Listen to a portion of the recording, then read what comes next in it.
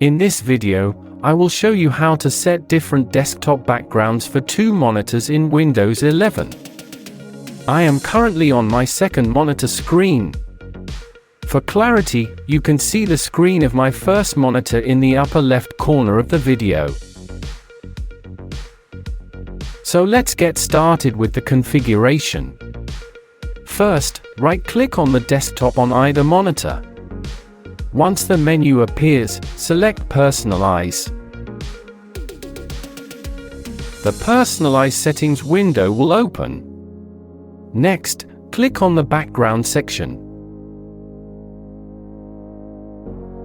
By the way, subscribe to our channel to see more helpful videos. Let's continue. In the section that opens, the Personalize Your Background section should be expanded. If not, then click on it.